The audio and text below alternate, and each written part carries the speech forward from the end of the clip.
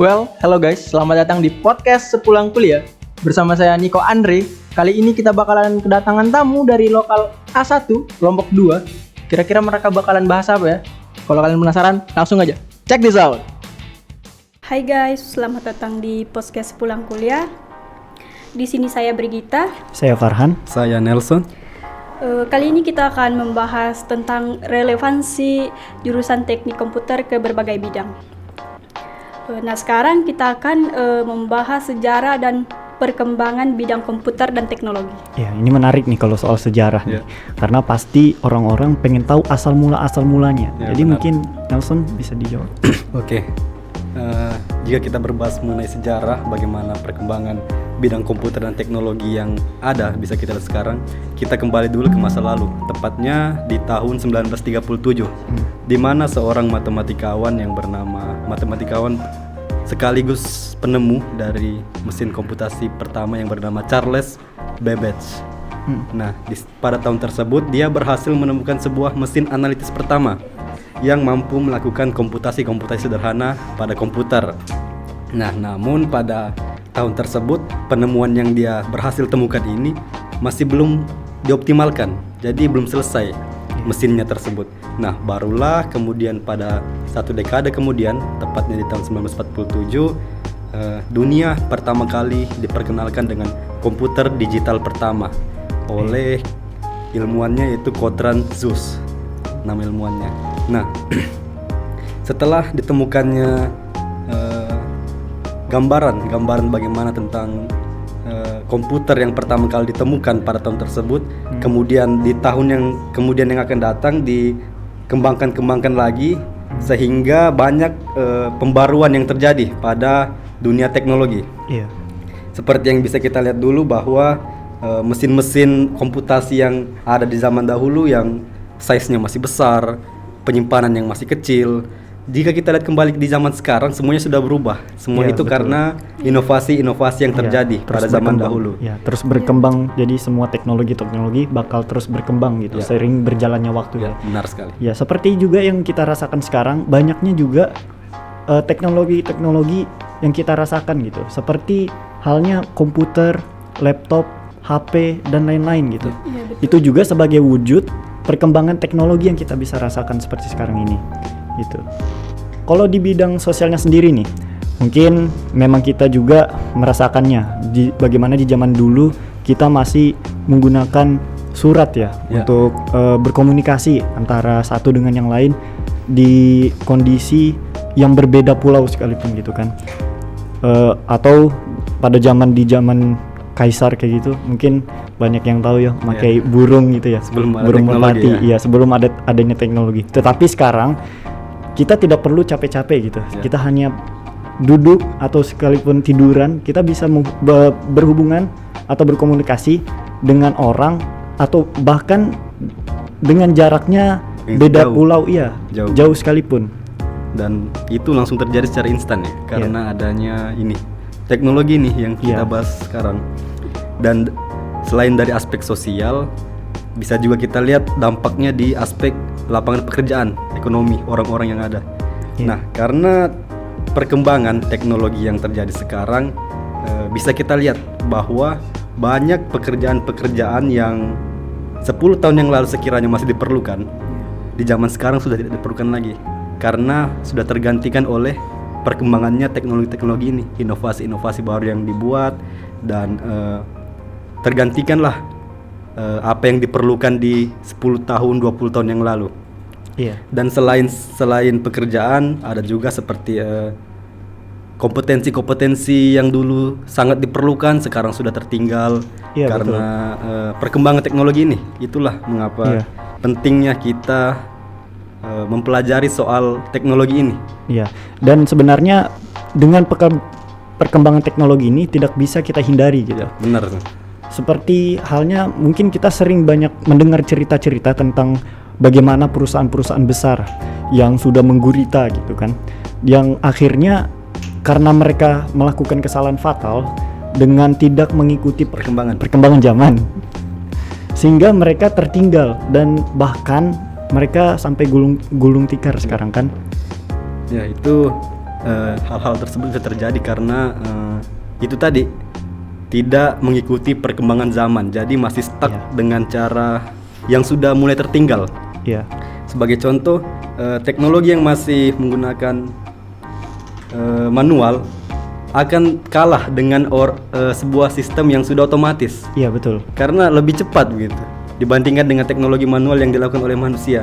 Iya. Seperti industri yang tadi, jika masih tetap stuck dengan teknologi zaman dulu lah, zaman kuno gitu, akan kalah dengan inovasi-inovasi baru zaman jelas. sekarang. Kalau dibandingkan, bahkan kita lihat sendiri, memang teknologi zaman dulu dibanding zaman sekarang jelas jauh beda. Karena teknologi sekarang jauh lebih efisien, jauh lebih hemat biaya, waktu dan tenaga pastinya kan.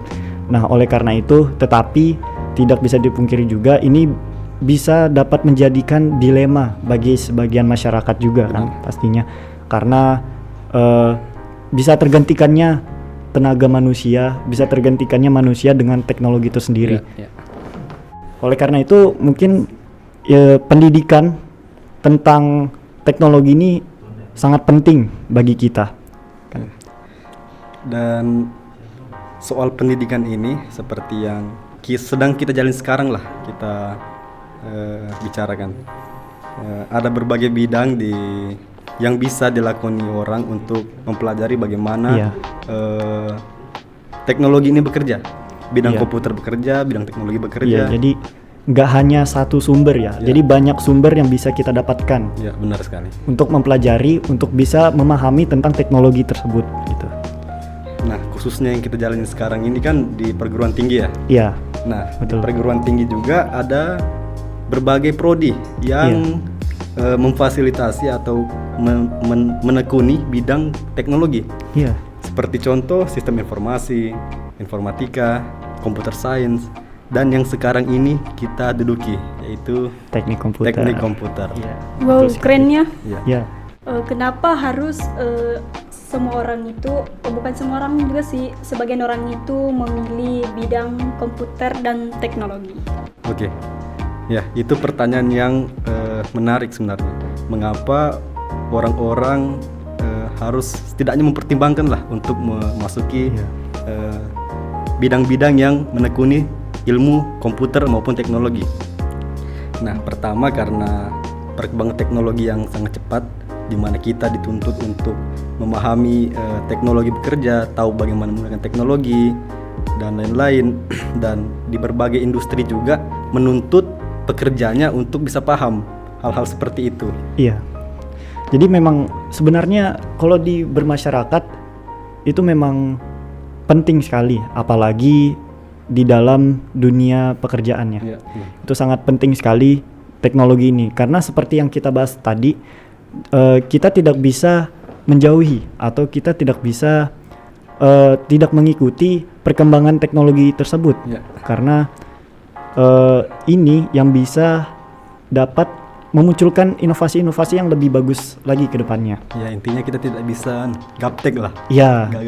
Gagap teknologi. Iya, tidak boleh gaptek. Di zaman sekarang tuh bahaya sekali tuh jika ada orangnya. Betul.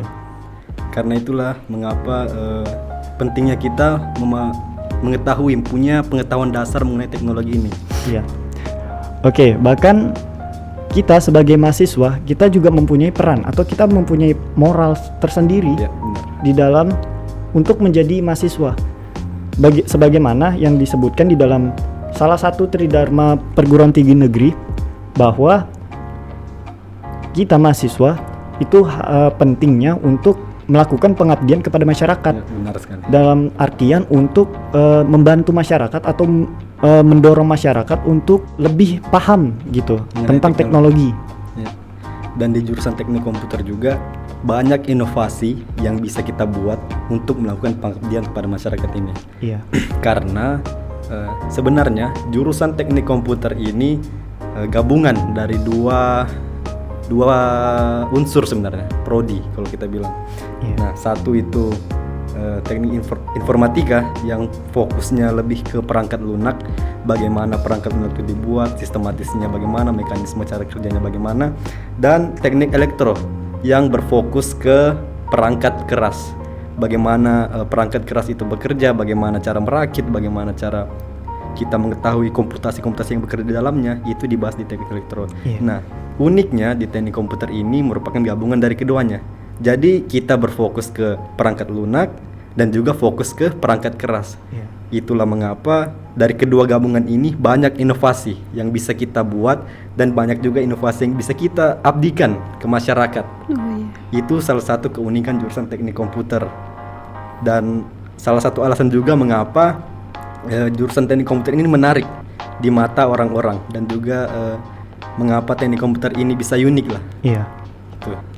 Ya, jadi kalau kita balik lagi sesuai dengan tema kita, yaitu tentang relevansi teknik komputer di dalam dunia pekerjaannya. Ya, ini sangat menarik sekali karena teknik komputer seperti yang kau bilang tadi, itu tidak hanya mempelajari satu bidang saja, tetapi gabungan dari dua tadi ya, antara elektro dengan teknik informatika ya. Ya, jadi pas di dalam dunia pekerjaan kita bisa jadi teknisi atau sebagai engineer-nya, tetapi kita juga bisa menjadi sebagai programmernya juga gitu. Jadi fleksibel. Ya, fleksibel. Itulah mengapa keperluan untuk kompetensi yang didapatkan dari teknik komputer ini benar-benar berguna di dalam berbagai bidang lah, sangat relevan di berbagai bidang. Itu juga mengapa inovasi-inovasi di teknik komputer ini sangat luas sekali dan bisa kita kaitkan ke banyak bidang. Sebagai contoh, salah satu teknik komputer dikaitkan dengan bidang pertanian. Nah, itu bagaimana? Jika kita pikirkan, pertanian itu perlu air untuk mengairi tanaman yang ditanam. Nah, salah satu bidang di teknik komputer yaitu IoT, Internet of Things, adalah bagaimana kita mengaitkan benda-benda yang ada di sekitar kita dengan internet. Nah, itu salah satu pelajaran yang dipelajari di teknik komputer.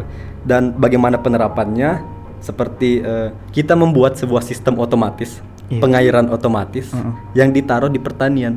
Dan itu disiplin dari jurusan teknik komputer ke bidang pertanian. Nah, selain dari bidang pertanian, bisa jadi kita kaitkan ke bidang lain. Contohnya perikanan.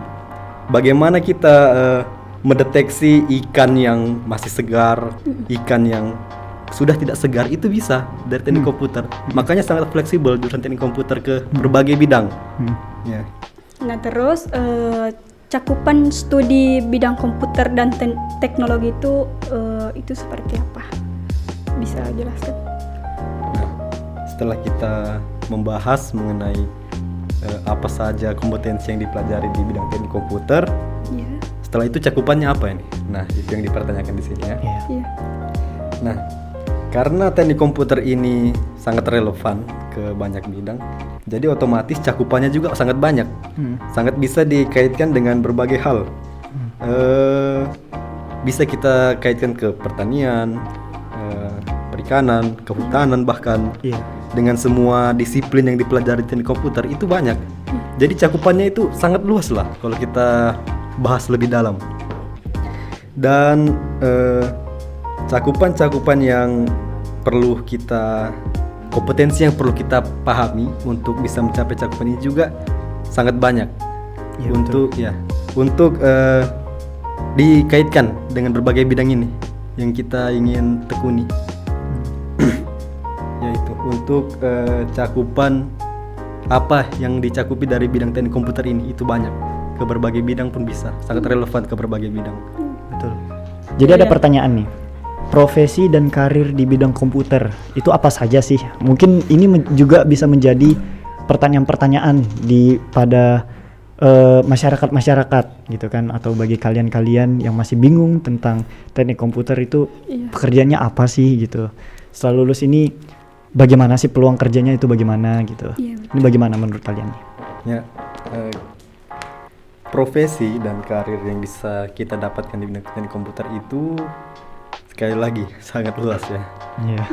Ke penerapannya di bidang teknologi yang seperti sekarang.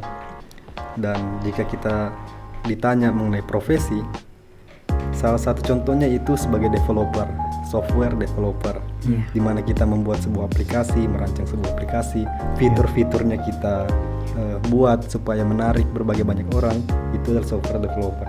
Dan selain software developer juga ada web developer, di mana kita membuat sebuah website yang informatif, interaktif ke masyarakat, di mana kita bisa membuat sebuah platform untuk bahkan untuk men-sharing pengetahuan.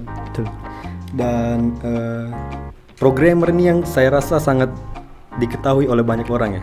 Oh iya. Dimana ya ngoding lah. Iya, gitu. betul. Masih banyak lagi hal-hal yang menarik kan. Iya, masih banyak cakupannya. Memang sangat luas. Memang kalau dibilang masalah teknologi. Dan selain itu tadi programmer, software developer, web developer, kita juga bisa membuat sebuah selain yang bersifat tadi itu software seperti perangkat-perangkat keras juga bisa kita buat dari teknik komputer gitu. Jadi selain profesi yang bergelut di bidang software, juga bisa seperti mekanik, teknisi, atau bahkan konsultan software begitu. Iya. Ya itu bisa di bidang teknik komputer. Jadi ada banyak sekali profesi yang bisa didapatkan dari jurusan teknik komputer. Betul sekali. Oke, ini ada pertanyaan ya. Ya, ini ada pertanyaan. Di sini ada pertanyaan dari Widodo. Pendapat kalian mengenai mahasiswa yang sudah lulus dan bekerja akan tetapi tidak sesuai dengan bidang yang sudah dipelajari semasa kuliah. Ah iya betul. Ya, oke, ini pertanyaan mengenai Iya. mahasiswa yang sudah lulus dan mendapatkan pekerjaan tetapi Tidak sesuai. tidak sesuai. Iya, Apa dengan selama- pekerjaan yang ia dapati gitu. Iya, Ya, betul, ini betul. mungkin memang hal yang banyak terjadi gitu di benar-benar masyarakat terjadi. gitu ya. Ya, kalau dari pertanyaan sendiri itu sudah bekerja tapi tidak sesuai dengan apa yang dipelajari semasa kuliah ya. Iya. Satu, kalau dari pendapat saya ya, Iya. bersyukur sudah lulus. Iya. Untung dapat kerja kan. Betul. Oke, lanjut. Lanjut. Mungkin di sini ada lagi pertanyaan dari, Iya, dari siapa Rahmat nih? ya. Ya. Rahmat. Iya. Rahmat Aduh. X01. Iya, betul, Rahmat. Rahmat. Kalian membahas terkait teknologi dan sangat berkaitan dengan jurusan kita. Menurut kalian, bagaimana agar jurusan kita ini bisa terus selaras dengan perkembangan teknologi saat ini? Oke, ini pertanyaan yang bagaimana teknik komputer bisa selaras dengan perkembangan teknologi saat ini. Iya, betul. Nah, saya rasa ini terbalik. Iya. Teknik komputer yang harus teknologi yang semakin berkembang itu yang kita pelajari di jurusan teknik komputer. Iya, Iya, ditambah lagi kita juga satu-satunya jurusan IT. Sudah pastinya kita selaras dengan perkembangan teknologi sekarang. Iya. Nah, jadi semakin maju teknologi, semakin banyak juga yang kita pelajari. Iya, betul. betul sekali. Bukan dari pertanyaan Rahmat ini bukan kita fokusnya ke Iya kan, agar kita mengetahui yang belum kita ketahui. Iya. Ya, itu.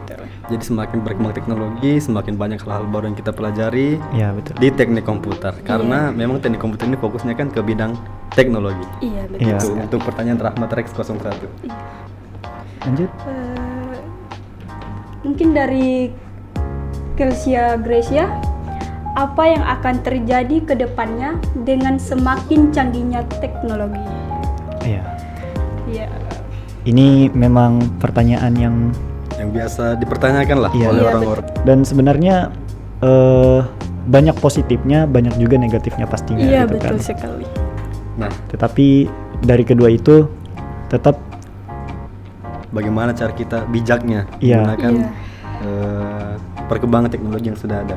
Nah, dari pertanyaan ini juga bisa, bahkan sudah bisa kita lihat sekarang yang tidak bisa didapatkan di 10 tahun lalu. Contohnya banyak informasi yang sangat instan bisa kita dapat dengan perkembangan teknologi. Nah, bahkan apa yang sudah terjadi sekarang ini sangat memudahkan manusia. Karena sejatinya teknologi itu adalah sesuatu yang memudahkan kehidupan manusia. iya betul. Nah, bahkan kalau kita lihat sekarang karena dampaknya teknologi, banyak anak-anak yang sudah tidak mau main dengan luar, Iya. sibuk dengan HP-nya. Iya betul. Dan kedepannya juga pasti akan relatif dengan perkembangan teknologi kehidupan manusia.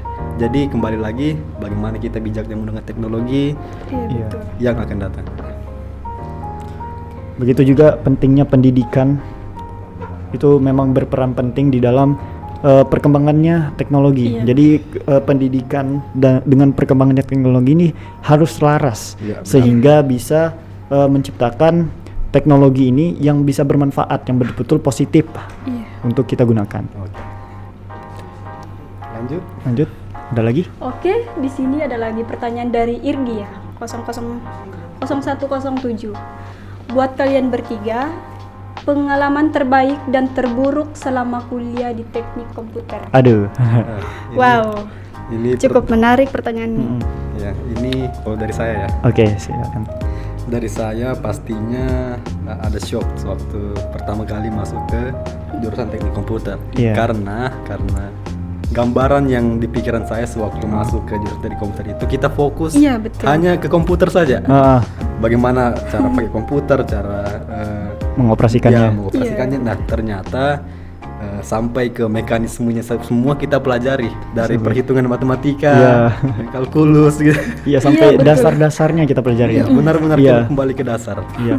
Tetapi itu juga semakin sadar kita Iya. bahwa itu juga penting buat kita. Iya. Sebagaimana juga dosen kita pernah ngasih tahu ya, Iya. Pak Dedi, katanya sebenarnya kalau mengerjakan program atau aplikasi ngoding itu semua orang bisa, tetapi algoritmanya Iya.